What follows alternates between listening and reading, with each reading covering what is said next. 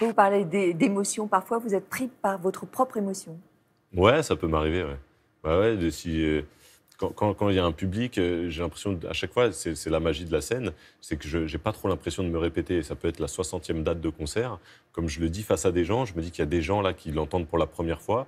Et du coup, voilà, j'ai l'impression de leur livrer pour la première fois. Donc du coup, je suis dans ce que je dis, je pense à ce que je dis. Et puis des fois, ouais, je peux être ému par une image que je ressens. Et oui, ça peut des fois être troublant. Alors, souvent, c'est plutôt bon signe, hein. Quand tu es ému par ton propre texte, c'est que tu es bien dedans et qu'en principe, bien ça veut dire que tu es bien dans ton concert. C'est sûr. L'image de Yana, elle vous est venue comment?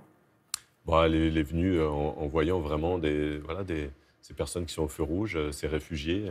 Alors, Yana, elle est syrienne, des réfugiés, évidemment, il y a des Afghans, il y a des Érythréens. Mais le but, justement, c'était d'arrêter de dire juste des réfugiés.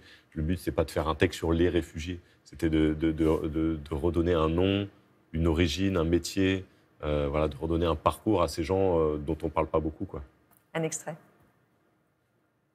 C'est juste que l'homme est fou et que c'est là-bas en Syrie que s'est formé petit à petit l'épicentre de sa folie. Yana pense à tout ça en s'approchant de ma vitre. Moi je lui dis non avec la main et je redémarre bien vite. J'avais peut-être un peu de monnaie mais je suis pressé, faut que je bouge. Je me rappelle de son regard. J'ai croisé Yana au feu rouge. Vous êtes allé à Ivry, vous êtes allé à la Porte de la Chapelle, vous les avez rencontrés, vous avez tenté de discuter avec eux. Qu'est-ce que vous avez appris, hein? On a appris un peu leur situation. Alors, Porte de la Chapelle, c'est un centre où les gens restent qu'une dizaine de jours, il n'y a que des hommes. Et après, celui d'Ivry est peut-être encore plus touchant, parce qu'il y a des familles, donc il y a des enfants, même des enfants très jeunes. Et là, ils peuvent rester plusieurs mois en attendant de trouver une autre destination. Donc oui, le dialogue n'est pas facile, il faut des interprètes. Mais on y a passé un peu de temps, on est allé préparer ce clip. Évidemment, le but, ce n'était pas juste de filmer des gens sans leur parler. Et puis, on y est retourné après, leur montrer le clip avant que les autres le voient.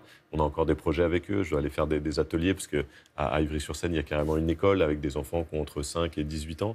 Donc, on va aller faire des petits ateliers slam. C'était une belle expérience. C'était bien. Vous vouliez les incarner? Ouais, c'est ça. C'est le but du texte. Le but du texte, c'est d'incarner, de redonner leur part d'humanité. C'est des êtres humains qui ont un parcours. C'est pas juste ce mot réfugié, cette masse dont on ne sait pas trop de qui on parle. Donc le clip, c'était ça aussi. Le clip, à chaque fois, on voit un portrait, on met la profession. Souvent, c'est ça qui marque. C'était l'idée aussi de Mehdi Idir, qui a réalisé ce clip, qui est justement de continuer le portrait, en fait, et de faire ces travelling avant au ralenti pour vraiment s'intéresser au regard et à qui ils sont vraiment.